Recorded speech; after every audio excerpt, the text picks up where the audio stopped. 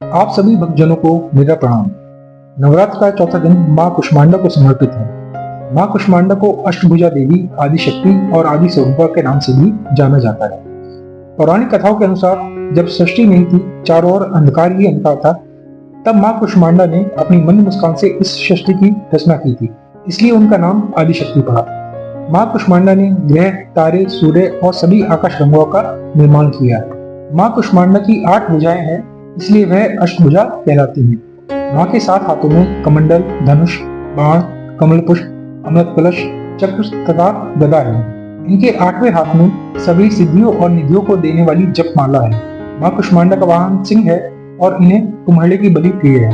संस्कृत में कुम्हड़े को कुष्मांड कहते हैं, इसलिए इस देवी को कुष्मांडा कहा जाता है। माँ कुष्मांडा का वास सूर्य मंडल के भीतर लोक में है। सूर्य लोक में रहने की क्षमता केवल माँ कुष्मांडा में है, इसलिए माँ के शरीर की कांति और प्रभा सूर्य की भांति ही चमकती है। माँ कुष्मांडा के तेज से ही 10 दिशाएं आलोकित हैं। ब्रह्मांड की सभी वस्तुओं और प्राणियों में माँ कुष्मांडा का ही तेज व्याप्त है। विधि विधान से माता कुष्मांडा की पूजा करने पर भक्त को कम समय में ही उनकी कृपा प्राप्त हो जाती है। अचंचल और पवित्र मन से नवरात्रि के चौथे दिन माँ कुष्मांडा की पूजा आराधना करनी चाहिए। इससे भक्तों के सभी रोगों व दुखों का नाश होता है तथा उसे आयु, यश, बल और आरोग्य प्राप्त होता है। माँ कुष्मांडा अपने भक्तों को सुख, समृद्धि और उन्नति प्रदान करती हैं। माँ कुष्मांडा को प्रसन्न करने के लिए साधनों की नहीं बल्कि श्रद्धा भाव की आवश्यकता होती है।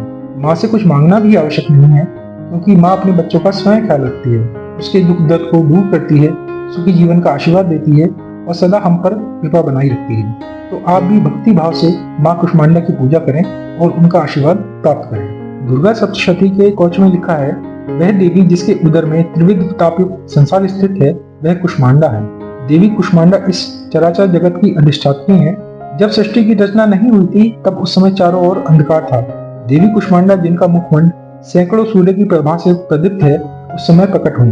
उनके मुख पर बिखरी मुस्कुराहट से सृष्टि की पलकें झपकनी शुरू हो गईं, और जिस प्रकार फूल में अंड का जन्म होता है, उसी प्रकार कुसुम अर्थात फूल के समान माता की हंसी से सृष्टि में ब्रह्मांड का जन्म हुआ। इसलिए यह देवी कुष्मांडा के रूप में विख्यात है। इस देवी का निवास सूर्य मंडल के मध्य में है और यह सूर्य मंडल को अपने संकेत से नियंत्रित रखती है।